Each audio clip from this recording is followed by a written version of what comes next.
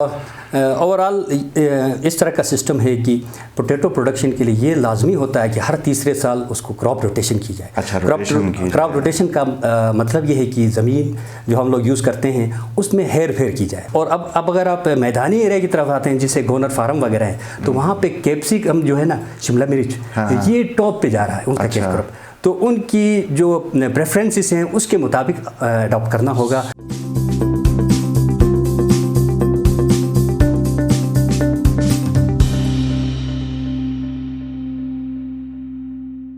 अस्सलाम वालेकुम, आप देख रहे हैं IMN, मैं हूं शबीर मीर। नाज़रीन, प्रोग्राम रूबरू में आज हम गिलगित बल्तिस्तान में एग्रीकल्चर के ऊपर बात करेंगे और ये देखेंगे कि गिलगित बल्तिस्तान का जो एग्रीकल्चर डिपार्टमेंट है यहाँ पे किन किन फसलात के ऊपर रिसर्च हुई है और क्या फाइंडिंग्स हैं। मेरे साथ आज के मेहमान हैं doctor Mohammad Shahzaman, deputy director agriculture research. Doctor साहब, बहुत शुक्रिया। सबसे पहले मैं चाहूँगा हमारे नाज़रीन के लिए ये बताएँ कि आपका रिसर्च किन किन फसलात के ऊपर, थोड़ा सा तारुफ अगर पहले करवा दें अपने डिपार्टमेंट का। बिस्मिल्लाहिर्रहमानिर्रहीम। बहुत शुक्रिया शबीर साहब, और आपका यहाँ इनवाइट करने का भी मैं बहुत ज़्यादा मशकूर हूँ। एग्रीकल्चर जो रिसर्च डिपार्टमेंट है सर, ये 2011-12 में इस्टेब्लिश हुआ है। ठीक है।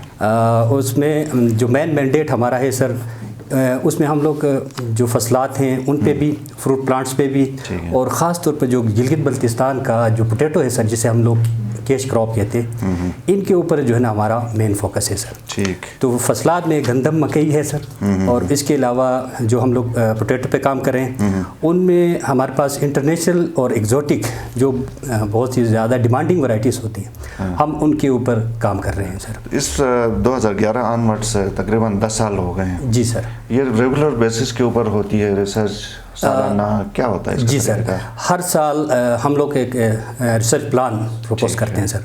उस रिसर्च प्लान के तहत हर कंपोनेंट को एक मुख्तलिफ़ किस्म के स्टडीज़ वगैरह वो साइंटिस्ट खुद ही सजेस्ट करते हैं कि मैंने ये स्टडी इस साल करनी है, और फाइनल में जो है ना सर उसका रिज़ल्ट हम लोग सबमिट करते हैं, और उसकी फाइंडिंग्स को फिर हम नेक्स्ट अपने फार्मर्स तक पहुंचाने के लिए जो हमारे पास एग्रीकल्चर एक्सटेंशन डिपार्टमेंट है उनके ज़रिए से हम अपनी फाइंडिंग्स अपने फार्मर्स को ट्रांसफ़र करते हैं। अच्छा, जब ट्रांसफ़र आप करते हैं फाइंडिंग्स को तो उसकी बुनियाद के ऊपर जो फसल होती है वो बेहतर होती है? जी सर, बिल्कुल बेहतर होती है, क्योंकि आपको पता है सर पहले ज़माने में भी गंदम, मकई का गिलगित बल्तिस्तान में जो उसकी पैदावार थी बहुत कम थी। तो अभी इम्प्रूवमेंट उसके अंदर बहुत अच्छी आई है, क्योंकि हम लोगों ने इस तरह किया कि थ्रू एडॉप्टिव रिसर्च एडवांस जो हमारी वैरायटीज़ हैं, इम्प्रूव जो हमारी वैरायटीज़ हैं गंदम, मकई की, और इसी तरह पोटैटो के अंदर, और दीगर जो सब्जियात वगैरह हैं सर, इवन भिंडी और जो पीस, बीन्स वगैरह हैं, उनको भी हम लोगों ने यहाँ पे लाकर ट्रायल में लगाया, और जब उनकी हमें पैदावार वगैरह अच्छी लगी तो हमने फार्मर्स को वही सजेस्ट किया सर। ठीक है। ये आलू के हवाले से हमारे यहाँ पे गिलगित बल्तिस्तान में तो एक ट्रेंड रहा, हर जगह आलू आलू, और कुछ रिजर्वेशन जो कि एज ले पर्सन मुझे भी पता है कि शायद ज़मीन ज़्यादा ख़राब होती है इनकी पैदावार से। कुछ इस तरह की फाइंडिंग्स भी आई हैं आपके पास? ओवरऑल इस तरह का सिस्टम है कि पोटैटो प्रोडक्शन के लिए ये लाजमी होता है कि हर तीसरे साल उसको क्रॉप रोटेशन की जाए। अच्छा, क्रॉप रोटेशन का मतलब ये है कि ज़मीन जो हम लोग यूज़ करते हैं उसमें हेर फेर की जाए। अच्छा। मैं आपको ये बात गुज़ार करना चाहूँगा कि जो आलू है वो कम गहराई तक जाता है, बहुत ज़्यादा डीप साइल के अंदर नहीं जाता। अच्छा। तो सतही तौर पे जो न्यूट्रिएंट्स होते हैं, जो खुराक होती है, वो उसको इस्तेमाल करता है। तो उसमें जो ज़ेरी जो न्यूट्रिएंट्स होते हैं वो अनयूज़ रहते हैं। तो उनके लिए फिर हम क्या करते हैं, हर तीसरे साल ये लाजमी होता है कि आपने जो है ना डीप रूटेड कोई भी क्रॉप लगानी है, उसके लिए ज़्यादातर हम रिकमेंड करते हैं लेगुमिनस को लगाएं। ठीक है, ये जो मटर वगैरह हैं। अच्छा। ये लगाएं, और उसके अलावा जो बीन्स वगैरह हैं, ठीक है, और जितने भी हमारे पास ये जो रिश्का है ये भी लगाया जाता है, अल्फा जिसको कहते हैं। उनके रूट्स के अंदर लेग्यूम जो बनते हैं ना, उसमें राइजोबियम एक बैक्टीरिया होता है, वो नाइट्रोजन को फिक्स करता है, और उसकी वजह से क्या होते हैं, हमें जो यूरिया वगैरह जो हम बाहर से देते हैं उनकी जगह नेचुरली नाइट्रोजन अंदर उसके लिए इस्तेमाल हो रहा होता है। तो अब नेक्स्ट ईयर अगर हम उसके ऊपर पोटैटो लगाएंगे तो सडनली और श्योरली उसकी जो पैदावार होती है वो बढ़ जाती है। ठीक है। तो हमारी रिसर्च क्या कहती है कि गिलगित बल्तिस्तान में अब छोटे पैमाने पर भी, बड़े पैमाने में पता नहीं कितने काश्तकार हमारे पास हैं, छोटे पैमाने पर हाउस होल्ड लेवल पे क्या रिकमेंड करते हैं कि किस तरह की सब्जियां, फल, फ्रूट लोग उगाएं? ये एरिया टू एरिया जो है ना वो ये वेरी करता है। अब हम अगर हुंजा की तरफ जाएंगे तो वहाँ पे फ्रूट प्रोडक्शन पे ही जोर देना होगा। अच्छा। चेरी पे, एप्पल पे। और अपर हम गोजाल की तरफ जाते हैं तो वहाँ पे पोटैटो की प्रोडक्शन बड़ी अच्छी आ रही है। उसके साथ साथ जो है ना वो अगर साइड बाय साइड ये लगाना चाहें पीस बीन्स वगैरह, ठीक है, और हमारे जो फ्रेंच बीन्स वगैरह, तो उनसे भी उनको जो है ना खातिर ख्वाह फ़ायदा होता है। अब हमारा जो एरिया है गिलगित का, तो यहाँ पे आप देखेंगे तो फरवरी से हमारी काश्त शुरू होती है जाके अप्रैल मई तक। तो इतना वेरिएशन और इतना एक लॉन्ग ड्यूरेशन अल्लाह ने हमें दिया हुआ है। तो इसकी वजह से फ़ायदा ये होता है कि डाउन के अंदर जो हमारे पास यहाँ से प्रोड्यूस जाएगी वो एज ऑफ सीज़न जाएगी और उसका जो है ना प्रीमियम जो वैल्यू होती है वो वहाँ पे जाके बढ़ जाती है।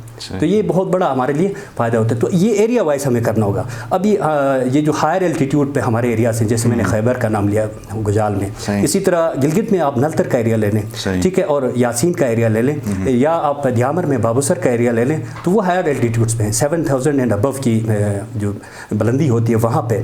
तो हम लोगों को 2017 में ETI के थ्रू एक ओरिएंटेशन मिला था, हॉलैंड हम लोग गए थे। वहाँ हमने जो प्योरली जो पोटैटो पे काम करते हैं रिसर्च पे, एग्रीको इंटरनेशनल है और उसके साथ HZPC वाले हैं, तो ये प्योरली सीड पोटैटो प्रोडक्शन पे काम करते हैं। तो उन्होंने हमें ये बताया कि हम लोगों ने यहाँ मैंडेटरी किया हुआ है कि 3 से 5 सालों में उस ज़मींदार ने अपनी ज़मीन को हेर फेर लाजमी करना है। अगर नहीं किया तो हम उसकी क्रॉप को नेक्स्ट इंस्पेक्ट करते हैं, ना उसकी हमारे पास जो है ना कोई वैल्यू होती है।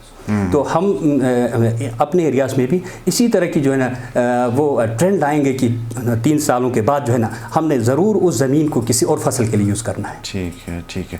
तो ये जो बीमारियां होती हैं, अक्सर बड़े जो काश्तकार हैं शायद वो किसी न किसी तरह आपसे कोई मशवरा लेके उनके सदुआब के लिए काम भी करते होंगे। छोटे पैमाने पे जो घरों में करते हैं कम ज़मीन वाले, तो उनके लिए क्या चीज़ें हिफाजती इकदाम करनी चाहिए कि ये बीमारियों से बच सकें? हमारे जो एग्रीकल्चर डिपार्टमेंट है उसमें एक पूरा एक कंपोनेंट है insect and disease paste disease management, IPDM के, वो अलग से है। वो अलग से है। तो जो मेरा मैंडेट है वो है seed potato production plus monitoring में और सुपरविजन करता हूँ, और आल अपने जो सीरियल्स हैं और फ्रूट प्लांट्स हैं उनके प्रोडक्शन में हमारे डिफरेंट एरियाज़ में। तो IPDM वाले क्या कर रहे हैं सर, छोटे लेवल पे इस तरह कर रहे हैं कि फ्रूट फ्लाइज जो हमारे फ्रूट्स को नुकसान पहुँचाती हैं उनको ट्रैप करने के लिए फेरामोन ट्रैप्स लाए हुए हैं उन्होंने। तो वो मैनुअली और मैकेनिकली क्या करते हैं, उनको ट्रैप करते हैं, उसके अंदर फीमेल का जो सेंट होता है वो उसके अंदर उन्होंने जो है ना केमिकल्स के थ्रू से एब्जॉर्ब करवाया हुआ था, और उसके साथ स्टिकी मटेरियल होता है। अब वो मेल जो है उसको अटैक करने के लिए वहाँ पहुँच जाते हैं तो उसके साथ चिपक जाते हैं, और पॉइजनस इफेक्ट होने की वजह से वो इंसेक्ट्स जो है ना वो मर जाते हैं। किस तरह की यहाँ पे फसल और क्या कहते हैं, ये जो किस तरह की फसल यहाँ पे लोगों को उगानी चाहिए, रिकमेंडेशन क्या आपकी तरफ से होती है हमारे गिलगित बल्तिस्तान के लोगों के लिए?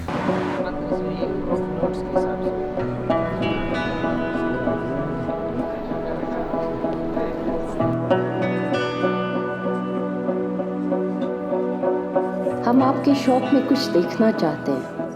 क्या आपको अपने फर्श के लिए नरम और मुलायम कारपेट्स की ज़रूरत है, या अपने लाउंज को खूबसूरत बनाने के लिए नफीस सोफ़ों की तलाश?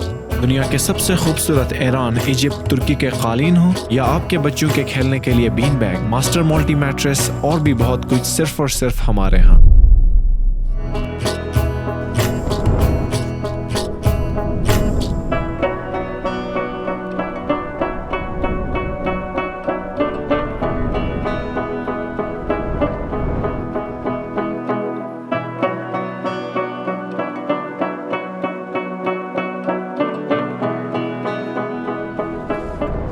यहाँ पे तो सब कुछ मौजूद है। हाँ, वाकई अच्छी चीज़ें हैं यहाँ पे, क्वालिटी की चीज़ें।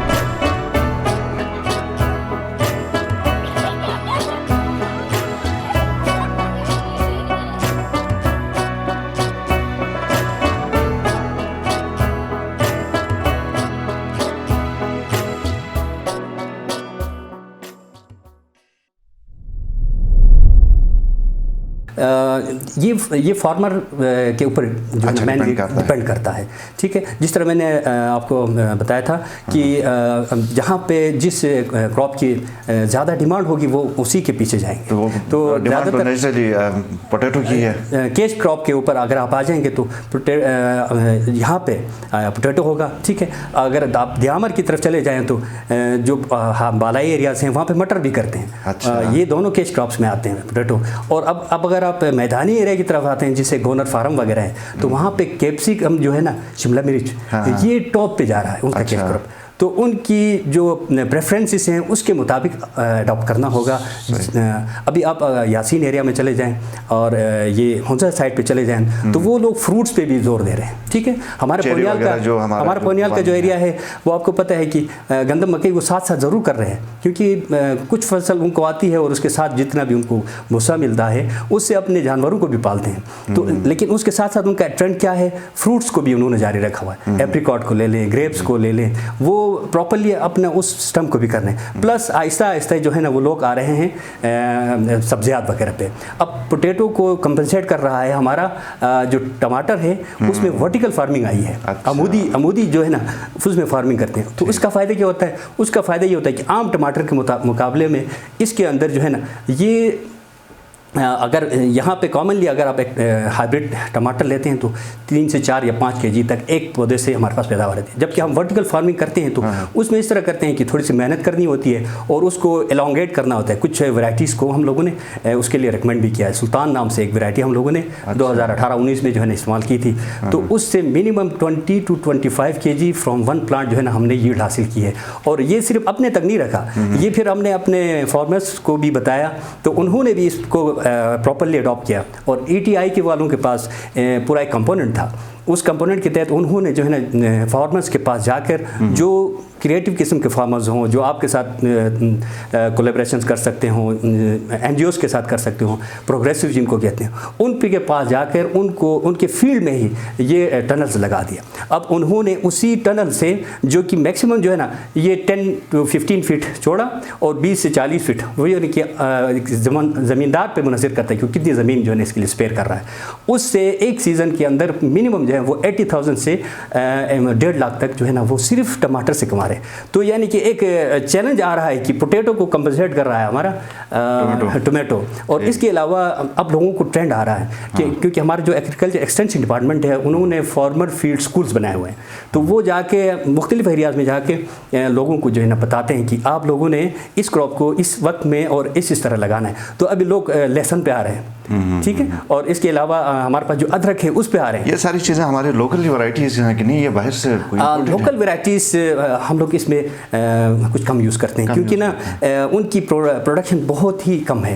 तो इम्प्रूव वैराइटीज़ क्योंकि लोग उस पर मेहनत कर रहे हैं। इम्प्रूव वैराइटीज़ उनको कहते हैं कि एक वैरायटी आप लगाते हैं उसके अंदर आपको शक आता है कि फ़लाँ जो है ना ये कोई बाहर से आया हुआ है, तो हम उसको रॉगिंग कहते हैं, आउट करते हैं। तो उनके पास जो मेंटेन होता है वो फर्दर हमारे पास प्रोग्रेसिव फार्मर्स के थ्रू जो है ना उसकी प्रोपेगेशन होती है। बहुत शुक्रिया डॉक्टर मोहम्मद शाहजमान साहब, आप हमारे प्रोग्राम में तशरीफ़ लाए। प्रोग्राम आपने सुना, आपके फीडबैक का इंतज़ार रहेगा। इजाज़त दीजिए, अल्लाह हाफ़िज़।